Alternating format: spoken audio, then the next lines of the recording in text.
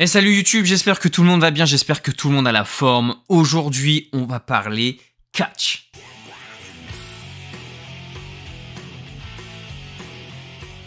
On va parler catch parce que oui, je suis un grand fan de catch. Je regarde encore aujourd'hui, j'ai eu une grosse période où je me suis arrêté parce que bon, voilà, le côté un peu enfantin et tout ça me gavait beaucoup.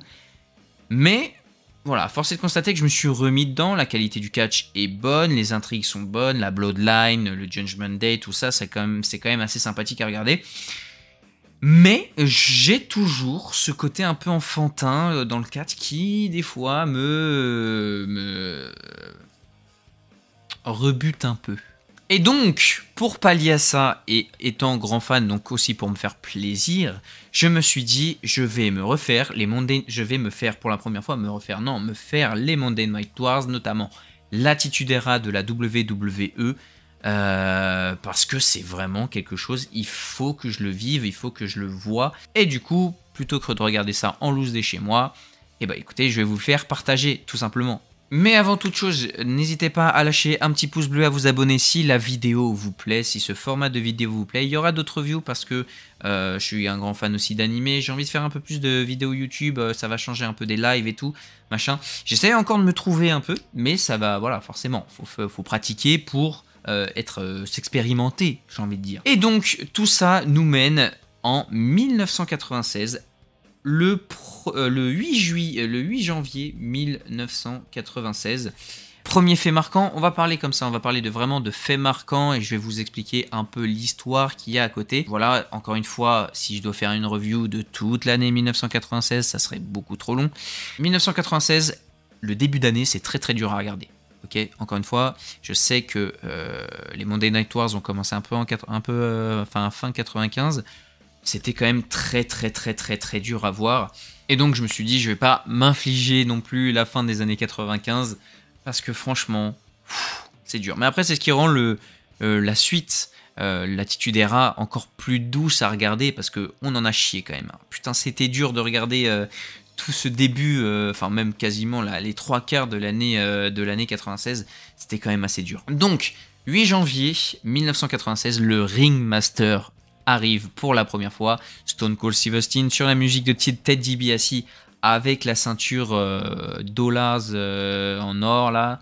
Voilà, c'est le début de Stone Cold Steve Austin, donc je me suis dit putain, je commence par ça, je commence par les débuts de Stone Cold, ok, je commence par les débuts de Stone Cold, donc je vais voir toute son évolution pour qu'il devienne Stone Cold et ça va être vraiment fou. Évidemment, il n'a rien de Stone Cold Nest pour l'instant, mais ça fait plaisir ce petit fait marquant que Stone Cold a commencé le 8 janvier 1996. Je tiens juste à préciser une chose les potes, c'est que Raw n'est pas en live. Raw dure 45 minutes et n'est pas en live, donc voilà, voilà, que ça petit aparté entre guillemets. Et deuxième petit fait marquant que je peux voir aussi pour l'épisode du 8 janvier, c'est Kane. Alors je sais pas comment il s'appelle dans la vraie vie, celui qui joue Kane avant était un dentiste. Voilà, un dentiste qui arrivait avec la musique d'une foreuse à la roulotte là, du dentiste et tout ça, horrible, il avait les chicots péraves.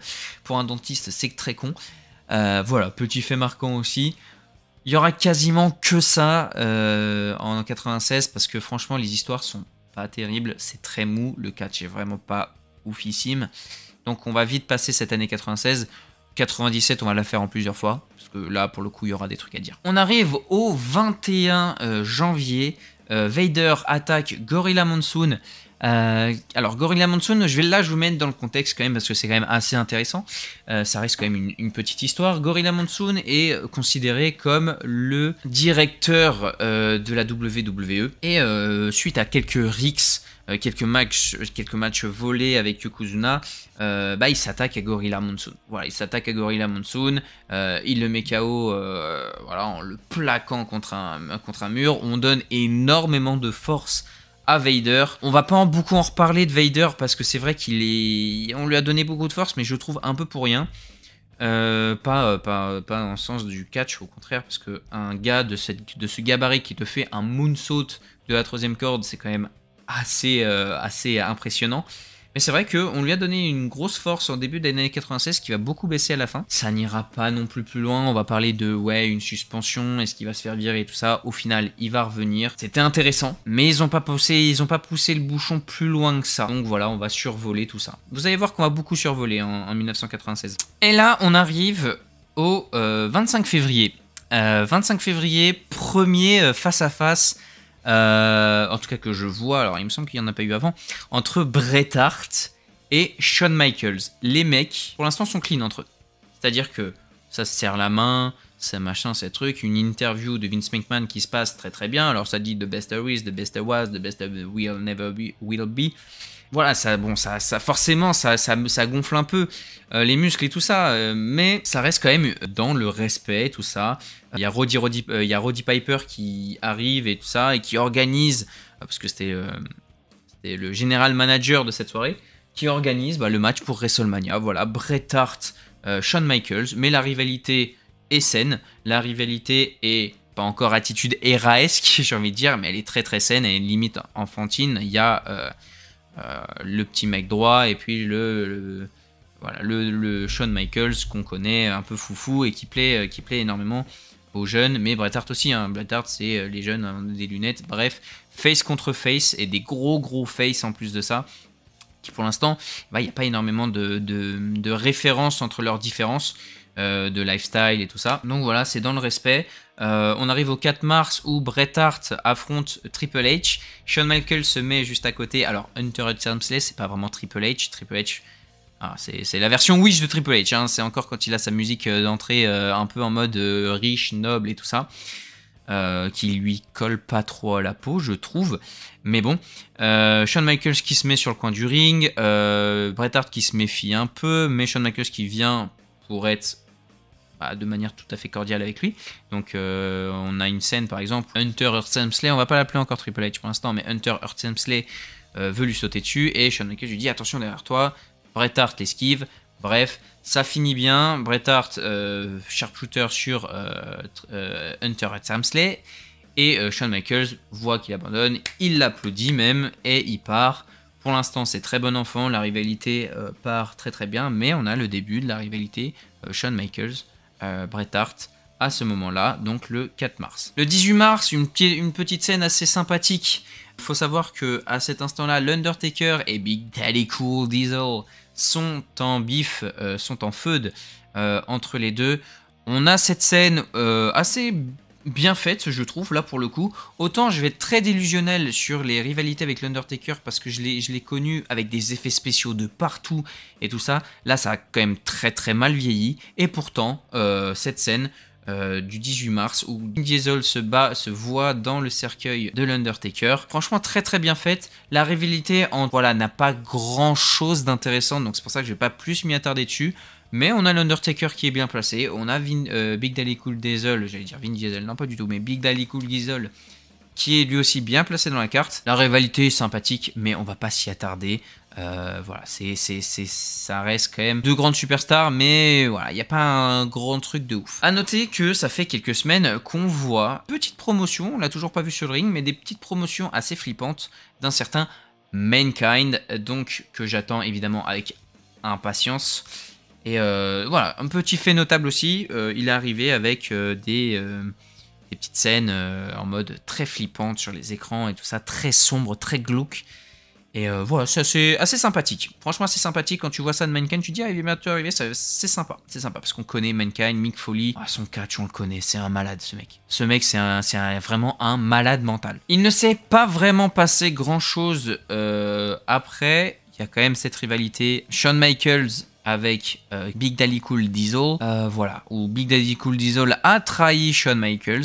La feud s'est finie en faveur de Shawn Michaels, alors on peut en parler un peu, la feud était assez sympathique, focus de la caméra s'il te plaît. On peut en parler, voilà, c'est la feud classique de deux anciens amis que l'un trahit et donc l'autre voilà, veut récupérer le titre. Le truc c'est que Big Daddy Cool Diesel et Razor Ramon sont partis à la WCW bien après, ils ont quitté un peu Shawn Michaels. Et donc la rivalité n'a pas été non plus d'une ampleur extraordinaire. Donc voilà, j'en parle, sympathique, mais sans plus. sans plus. Puis Big Daddy Cool Diesel sur le ring, je trouve ça dur. Personnellement, à titre personnel, je trouve ça dur quand même. Et là, on va faire du coup une ellipse dans le temps. On va passer du 18 mars au 30 septembre. Alors, pourquoi? Parce qu'il s'y passe pas grand chose d'intéressant. Big Daddy Cool Diesel et Razor Ramon sont remplacés par des mecs qui leur ressemblent et qui essayent d'imiter leur même personnage. Je trouve ça, personnellement, j'ai trouvé ça un peu ridicule, personnellement, à titre personnel. Voilà, avec Jim Ross, bon, l'histoire avec Jim Ross est assez intéressante. Je vous invite à vous y intéresser plus. Moi, je m'y attarderai pas là parce que c'est pas non plus quelque chose qui m'a plu, à titre personnel. Mais voilà, si vous voulez vous y intéresser plus, n'hésitez pas. Il y a une petite rivalité entre Jake the Snake Roberts et Stone Cold Steve Austin qui commence à devenir Stone Cold Steve Austin, si vous voyez ce que je veux dire. Austin 316 says I just whipped your ass. Magnifique qui est sorti, donc Stone Cold commence à devenir Stone Cold Steve Austin. Je pense qu'on va revenir après, hein, bien sûr, sur ce personnage. Mais fait marquant de ce 30 septembre, Psycho Sid, qui est en rivalité avec Goldust, vient sauver Shawn Michaels, Shawn Michaels, lui, avait une petite rivalité avec Vader. Voilà, un match a été organisé entre Stone Cold Steve, entre Shawn Michaels et son mentor face à Vader. Vader a pris le dessus, détruit Shawn Michaels, et là, Psycho Sid arrive pour l'aider. Goldust revient pour faire du 2v1. Shawn Michaels, si vous voulez, il est à terre. Et il y a Psycho Sid qui vient faire face à Vader, mais Goldust arrive derrière. Shawn Michaels se relève, ça part en bagarre générale. On n'a pas la suite, mais on voit qu'une alliance est créée entre Psycho Sid et Shawn Michaels. Pourquoi j'en parle? Eh bien tout simplement parce que ça va devenir petit à petit une rivalité. Et là les mecs, on arrive au 21 octobre. Et là, mais j'en ai un sourire incroyable parce que pour moi, l'Attitude Era, il y en a beaucoup qui disent l'Attitude Era commence quand Stone Cold Steve Austin sort son 316 Hacking of the Ring. Il y en a d'autres qui disent que c'est après WrestleMania 13. Il y en a beaucoup qui disent que voilà, quand ça commence, on n'a pas vraiment de date précise. On a la date des Monday Night Wars, mais on n'a pas la date précise de l'Attitude Era. Pour moi, l'Attitude Era commence, allez, au 30 septembre. On va être généreux, mais vraiment, le 21 octobre est vraiment un énorme fait marquant. On va dire que ça commence le 30 septembre avec ce save de Psycho Sid sur Shawn Michaels, mais le 21 octobre, les mecs, retour de Bret Hart. Début de la rivalité Bret Hart, Stone Cold Steve Austin. Et là les gars, et là, mais là les mecs, mais là, mais incroyable, incroyable, incroyable cette rivalité Stone Cold Steve Austin, Bret Hart, c'est incroyable. Elle va devenir incroyable et ça va être vraiment le début de l'Attitude Era. Bret Hart n'y restera pas longtemps à l'Attitude Era, qui rejoindra la WCW après, ça on en reviendra. Mais par contre, il était là au début de l'Attitude Era et il en a même été un des précurseurs. Retour de Bret Hart, du coup, sous l'ovation du public après sa blessure. Voilà, Shawn Michaels, tout ça. C'est pour ça qu'on n'a pas reparlé de Bret Hart et Shawn Michaels. Bret Hart s'est blessé. Il a fait sa rééducation en Allemagne, il me semble. Et là, retour du fameux Best With, The Best Is, The Best Was, The Best Will Ever Will Be. Mon anglais est nul à chier. C'est bien, c'est parce que ça me fait travailler mon anglais aussi. Ça me fait travailler mon anglais. Donc, retour de Bret Hart qui provoque légèrement, une interview solo dans le ring qui provoque légèrement Stone Cold Steve Austin parce que Stone Cold Steve Austin il avait un peu trash talk, mais ils se sont jamais croisés. Retour de Bret Hart, interview de Jim Ross. Très bonne interview. Le public est content de retrouver Bret Hart. Il lâche ses petits pics sur Stone Cold. Et vient l'euro suivant.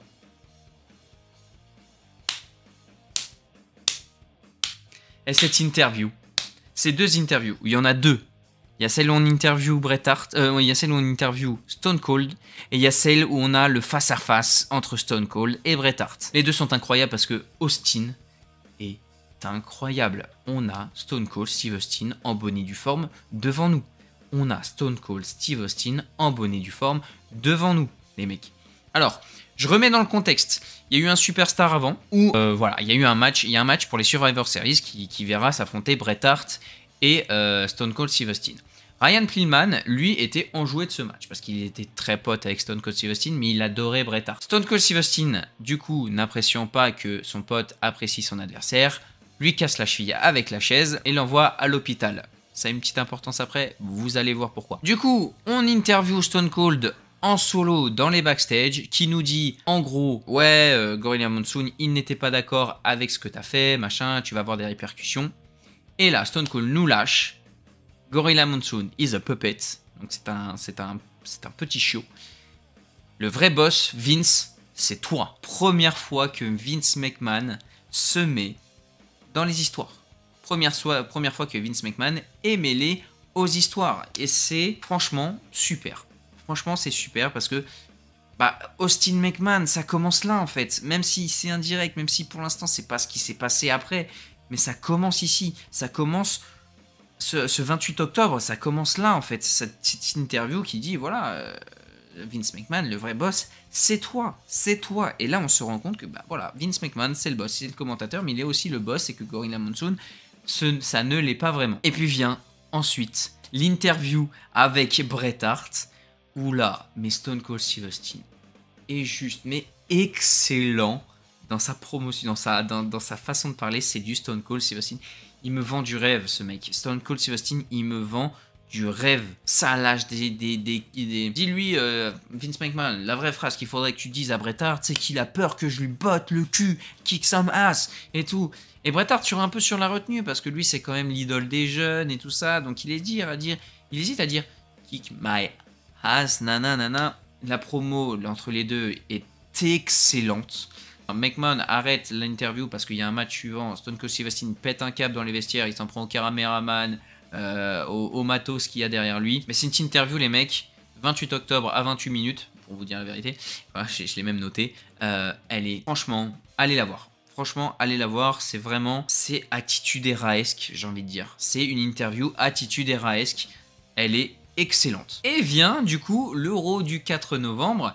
Vous vous rappelez, Ryan Pillman s'est fait attaquer par Stone Cold parce qu'il appréciait Bret Hart aussi, il lui a cassé la cheville. On le retrouve et on va passer tout un épisode autour de ça où Ryan Pillman est chez lui avec un plâtre. Il a provoqué Stone Cold. Stone Cold va venir chez lui. Donc la fameuse scène, je pense que ça vous la connaissez tous. Stone Cold veut venir lui casser la gueule chez lui. Ryan Pillman a un plâtre et un flingue. Il nous sort le flingue. Qu'est-ce que j'ai pensé de ce Raw complet? Parce qu'on a fait l'histoire autour. On a fait toute l'histoire de Raw autour en mode ouais, on va revenir aux nouvelles, nanana. Là, on sent que la WWE a pris un tournant. Là, on voit le tournant que veut prendre la WWE. Pour moi, c'est ce segment, bien qu'il, pour moi, à mes yeux, soit totalement ridicule, personnellement, à titre personnel, hein, il reste quand même mythique parce qu'on voit que la WWE ne sera plus pareil. Il y a la WWE d'avant. Il y a la WWE d'après. D'avant ce segment et d'après ce segment. Ça sort le gun. Pourquoi je trouve ça too much? Parce qu'on passe déjà de tout à rien. En vrai de vrai, on passe d'un coup, d'un seul, de tout à rien. D'un truc encore assez enfantin à vraiment un truc vraiment trash. Et puis on n'y croit pas trop. On n'y croit pas trop. Même si le jeu d'acteur est plutôt bien, même si machin, ces trucs, on n'y croit pas trop.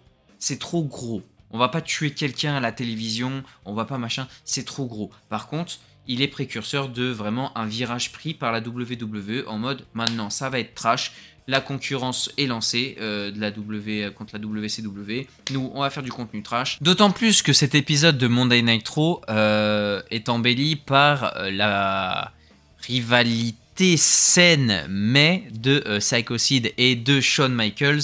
Voilà, il y a un petit face à face vraiment dans le ring, une interview en mode voilà ce qui s'est passé la dernière fois. Donc je t'y rappelle, Psycho Sid et Shawn Michaels se sont fait attaquer par Vader, Owen Hart et tout. Psycho Sid a mis un coup de coude dans le dos, ils étaient dos à dos, coup de coude dans le dos à Shawn Michaels. Shawn Michaels l'a vu. Psycho Sid dit que c'était une erreur. Shawn Michaels dit je te pardonne, y a pas de souci. En gros, t'es my body, comme il dit, my buddy, t'es mon pote et tout, y a rien du tout. Donc ça part bien, ça part dans un truc, mais re-attaque de Vader, Owen Hart et de British Bulldog. Psycho Sid se prend un coup de chaise du British Bulldog. Shawn Michaels arrive à retirer la chaise et à faire fuir tout le monde, mais Psycho Sid se retourne, il voit que la chaise est dans les mains de Shawn Michaels.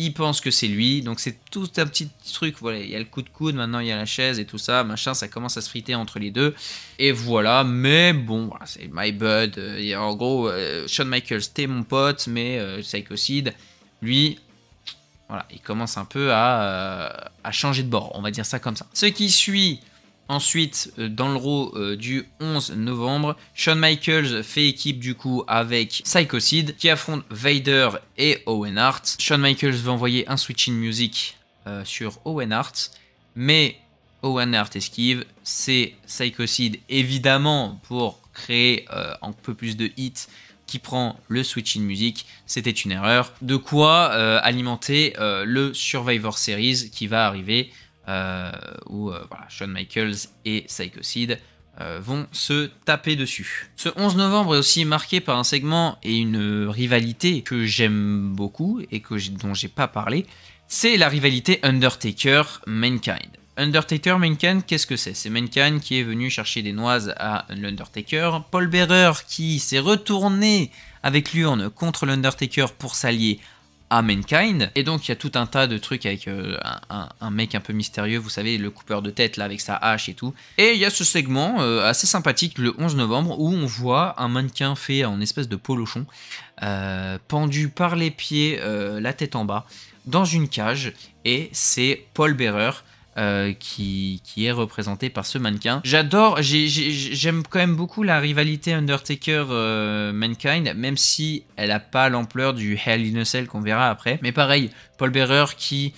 Ah voilà, on la connaît cette feud parce qu'il me semble qu'on l'a déjà eu dans le futur après, mais qui utilise l'urne contre l'Undertaker avec Kane par exemple. Donc voilà, je voulais faire une aparté sur cette feud dont je ne parle pas beaucoup parce qu'elle n'est pas la trame principale, mais elle vaut son petit détour, donc je vous y invite à vous y intéresser. Il y a le Buried Alive match, je crois, comme ça s'appelle, se faire enterrer vivant, le match où se fait enterrer vivant. Bref, il y a une bonne rivalité quand même entre Mankind et l'Undertaker qui devient très très chaude et c'est assez sympathique, même si encore une fois je suis un peu biaisé sur l'Undertaker parce que je l'ai connu avec des effets spéciaux. Là il y en a beaucoup moins, donc forcément je trouve ça un peu vieux et cringe, mais j'apprécie quand même évidemment l'Undertaker à sa juste valeur, bien évidemment. Et on va faire une dernière petite ellipse dans le temps de cette vidéo au 30 décembre. Dernier Raw avant 1997, et là, la WWF s'est dit, on pose les bases. On va poser les bases de cette année 1997 qui va tout péter. On arrive, segment, Bret Hart, Shawn Michaels, qui sont dans le ring, qui se retrouvent, toujours un peu bienveillants, mais on sent quand même qu'il y a un peu d'animosité, mais ça reste quand même très bienveillant. On a quand même Bret Hart qui fait le mec, voilà, très humble, juste un catcheur en fait, c'est pas un showman, c'est juste un catcheur. Il est là de la vieille école et il dit Shawn Michaels, si tu n'avais pas toutes ces femmes, si tu n'avais pas la possibilité à la WWE, si machin, si truc, tu ne serais pas l'homme que tu es aujourd'hui.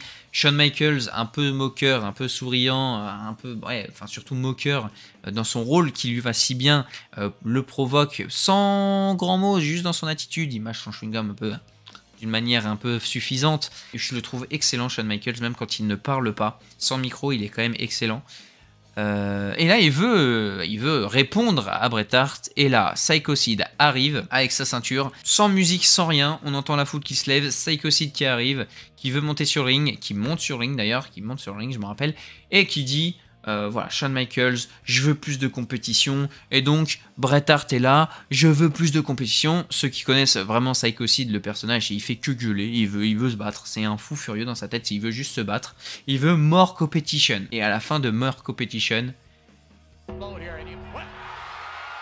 l'Undertaker qui arrive sur le ring, en gros il prépare 1997, là clairement ça prépare 1997, c'est-à-dire qu'il y a le titre de champion du monde, il y a Psycho Sid, il y a Psycho Sid Shawn Michaels, donc la rivalité, il y a Bret Hart qui s'y met, forcément il va y avoir Stone Cold, même si on le voit pas dans le segment, mais qui va arriver, et puis il y a l'Undertaker qui arrive aussi enfin, comme cinquième personne. L'Undertaker se dirige au ring, Vader l'attaque, il s'en débarrasse une première fois, face à face à Psycho Sid, donc Undertaker, Psycho Sid en dehors du terrain, face à face, Vader y revient, il retourne pour se rebattre avec l'Undertaker. L'Undertaker occupé à taper Vader. Pendant ce temps-là, low blow de Shawn Michaels sur Bret Hart. Et ensuite, par-dessus la troisième corde, un dive par-dessus la troisième corde sur Psycho Sid. Ça part en grosse bagarre entre Psycho Sid et Shawn Michaels. Bret Hart allongé, qui a mal dans le ring. Et l'Undertaker occupé avec Vader. Et là, Bizarrement, coupure pub, très bizarre ce qui s'est passé, coupure pub, on pourrait croire que c'était le main event, on pourrait croire que c'était le segment de fin, mais non, après il y a eu Jerry de King Lawler qui faisait ses bêtises. Voilà, on va rester là sur l'année 1996, sur cette feud autour du championnat du monde poids lourd, qui devient vraiment très chaude. On n'a pas vu Stone Cold Steve Austin, il aurait mérité d'être là sur ce segment, mais bon, ils ont décidé de ne pas le mettre, mais il aurait mérité d'être là. Et ça devient très chaud parce que le titre au final ne se joue plus à 2 mais à 5. Je vais quand même faire part de quelques petites rivalités quand même qui m'ont fait plaisir, dont je vous ai pas parlé parce qu'évidemment parler de tout dans les détails ça prendrait 1000 ans. On a les débuts de The Rock. Les débuts de The Rock qui font vraiment plaisir. Voilà, on a il s'appelle Rocky Malbea. Nous avons les débuts de Farouk. Alors Farouk, au début, il est arrivé avec un casque en aluminium archi bizarre et tout ça. Il a vite arrêté. Dieu merci. Et ce fut le début de Nation of Domination, la fameuse Nation of Domination, avec Ahmed Johnson. Et donc, il y a une très bonne rivalité aussi là-dessus. Ahmed Johnson un peu esselé pour l'instant.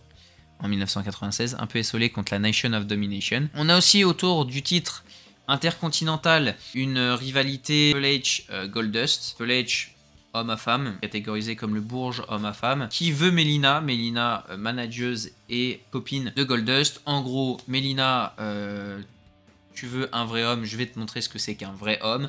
Jerry de King Lawler arrive aussi, pareil, pour dire Hunter Hemsley est un vrai homme, tu devrais le choisir. Là, Melina qui dit, qui rentre un peu dans l'attitude era, qui dit des trucs un peu trash, du genre, Goldust, moi je peux te dire que c'est un vrai homme, avec un énorme sous-entendu. Voilà, ça a été embelli. Alors, cette rivalité autour du titre intercontinental a été énormément embellie par The Wildman et Sable. Sable, bon, évidemment, elle n'est pas encore sulfureuse comme elle le sera après.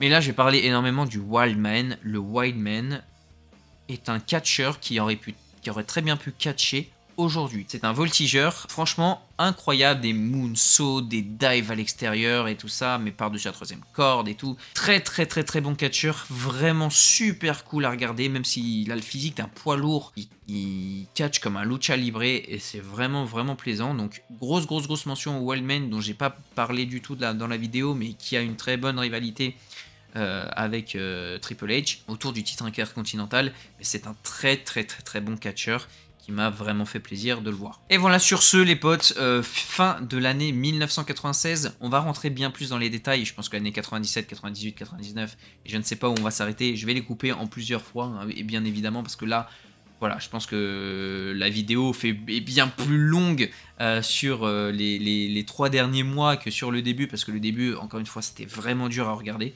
j'ai trouvé. Donc voilà, fin de cette année 96, on nous laisse avec Psycho Sid, Bret Hart, Shawn Michaels, Undertaker et dans l'ombre Stone Cold Steve Austin. On nous laisse avec Goldust et Hunter Hemsley pour le titre intercontinental, la Nation of Domination. Et voilà, tout commence à bien se mettre en place pour cette année 97 qui s'annonce excellente. Sur ce les amis, je vous fais des bisous, n'hésitez pas à lâcher un petit pouce bleu, à vous abonner, à me dire ce que vous avez pensé de la vidéo, ce que je pourrais améliorer. Évidemment les montages, je suis pas du tout habitué à ça, donc j'ai essayé de faire au mieux. Prenez soin de vous les potes, dites-moi, allez, ceux qui font pareil, le Rush de 1996, dites-moi vos meilleurs souvenirs de ce petit Rush 96, ça me ferait énormément plaisir. S'il y en a qui veulent découvrir l'Attitude Era en même temps que moi, n'hésitez pas parce que franchement, je suis en train de prendre mon pied. Si vous voulez jouer le jeu, commencez fin 95, ça va être un peu dur, mais une fois que vous y arriverez à ce 30 septembre dont je vous ai parlé, où l'Attitude Era pour moi commence, vous allez kiffer. En attendant, prenez soin de vous et à la prochaine. Ciao, bye bye. Call me whenever you feel alone, babe. And when you need to cry, I'll be by your side. Call me whenever you need someone, babe. And when you need to escape from 1,000 fires.